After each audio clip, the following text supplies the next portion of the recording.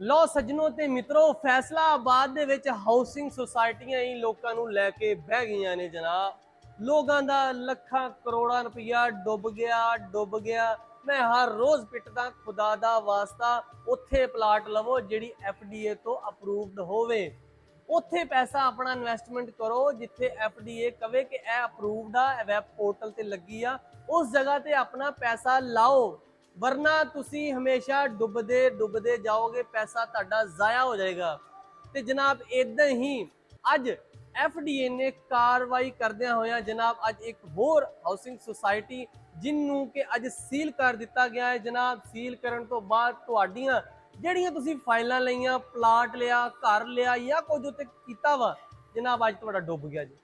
ਉਹ ਕਿਸ ਤਰ੍ਹਾਂ ਡੁੱਬਿਆ ਜਨਾਬ, ਮੈਂ ਤੁਹਾਨੂੰ ਹਮੇਸ਼ਾ ਸਮਝਾਣਾ, ਹਮੇਸ਼ਾ ਦੱਸਦਾ ਵਾਂ ਕਿ ਮੇਰਾ ਵੀਰ ਜਗ੍ਹਾ ਉੱਥੇ ਲਵੋ ਜਿਹੜੀ ਐਫਡੀਏ ਤੋਂ ਅਪਰੂਵਡ ਹੋਵੇ। ਹਾਊਸਿੰਗ ਸੁਸਾਇਟੀ 'ਚ ਲਵੋ, ਕਿਸੇ ਮਹੱਲੇ 'ਚ ਲਵੋ, ਕਿਸੇ ਇਲਾਕੇ 'ਚ ਲਵੋ, ਉੱਥੇ ਲਵੋ ਜਿੱਥੇ ਤੁਹਾਨੂੰ ਪਤਾ ਕਿ ਇਹ ਐਫਡੀਏ ਤੋਂ ਅਪਰੂਵਡ ਹੈ ਵਾ।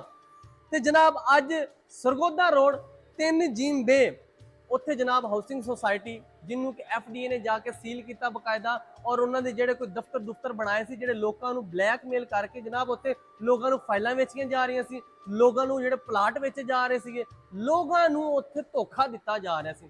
ਤੇ ਅੱਜ ਜਨਾਬ ਐਫਡੀਏ ਨੇ ਬੜੀ ਚੰਗੀ ਕਾਰਵਾਈ ਕਰਦੇ ਹੋਏ ਜਨਾਬ ਉੱਥੇ ਪਹੁੰਚੇ। ਉਹਨਾਂ ਨੇ ਜਿਹੜੇ ਕੋਈ ਦਫ਼ਤਰ ਬਣਾਏ ਸੀ ਉਹ ਵੀ ਸਾਰੇ ਢਾਹ ਦਿੱਤੇ, ਤੇ ਨਾਲ ਜਨਾਬ ਉਹਨਾਂ ਨੇ ਜਿਹੜੀਆਂ ਕੋਈ ਦੂਰਾਂ ਵੀ ਕੀਤੀਆਂ ਹੋਈਆਂ ਸੀਗੀਆਂ ਉਹ ਵੀ ਢਾਹ ਦਿੱਤੀਆਂ। ਤੇ ਜਨਾਬ ਗੱਲ ਕਰੀਏ ਅੱਜ ਕਿਹੜੀ ਹਾਊਸਿੰਗ ਸੁਸਾਇਟੀ ਹੈ, ਜਨਾਬ ਉਹ ਹਾਊਸਿੰਗ ਸੁਸਾਇਟੀ ਹੈ ਗ੍ਰੈਂਡ ਸਿਟੀ, ਜਿਹੜੀ ਕਿ ਜਨਾਬ ਲੋਕਾਂ ਨੂੰ ਬੇਵਕੂਫ ਬਣਾ ਕੇ, ਲੋਕਾਂ ਨੂੰ ਧੋਖਾ ਦੇ ਕੇ, ਕਰੋੜਾਂ ਰੁਪਈਆ ਲੋਕਾਂ ਦਾ ਇਨਵੈਸਟਮੈਂਟ ਕਰਵਾ ਕੇ ਤੇ ਜਨਾਬ ਉਹ ਲੋਕਾਂ ਨੂੰ ਲੁੱਟੀ ਜਾਂਦੀ ਹੈ। ਤੇ ਜਨਾਬ ਤੁਸੀਂ ਜਦੋਂ ਵੀ ਆਪਣਾ ਪੈਸਾ ਇਨਵੈਸਟਮੈਂਟ ਕਰਨਾ ਹੈ ਉਸ ਹਾਊਸਿੰਗ ਸੁਸਾਇਟੀ ਵਿੱਚ ਆਪਣਾ ਪੈਸਾ ਇਨਵੈਸਟਮੈਂਟ ਕਰਨਾ ਹੈ ਜਿੱਥੇ ਤੁਹਾਨੂੰ ਪਤਾ ਹੋਵੇ ਕਿ ਇਹ ਹਾਊਸਿੰਗ ਸੁਸਾਇਟੀ ਐਫਡੀਏ ਤੋਂ ਅਪਰੂਵਡ ਹੈ ਵਾ, ਤੇ ਪੈਸਾ ਆਪਣਾ ਲਾਣਾ ਵਾ।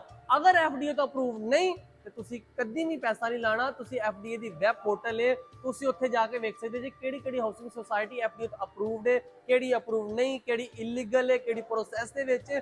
ਇੱਥੇ ਤੱਕ ਕੋਈ ਪ੍ਰੋਸੈਸ ਦੇ ਵਿੱਚ ਵੀ ਹੋਵੇ ਤੇ ਪੈਸਾ ਇਨਵੈਸਟਮੈਂਟ ਨਹੀਂ ਕਰਨਾ, ਕਿਉਂਕਿ ਉਹਦਾ ਕੋਈ ਪਤਾ ਨਹੀਂ, ਕਿਸੇ ਟਾਈਮ ਹੀ ਇਲੀਗਲ ਹੋ ਸਕਦੀ ਆ, ਕਿਸੇ ਟਾਈਮ ਵੀ ਉਹਨੂੰ ਸੀਲ ਕਰ ਸਕਦੇ ਆ। ਤੇ ਮੇਰਾ ਵੀਰ ਜ਼ਰਾ ਇਹਨਾਂ ਫਰਾਡੀਆਂ ਤੋਂ ਬਚ ਕੇ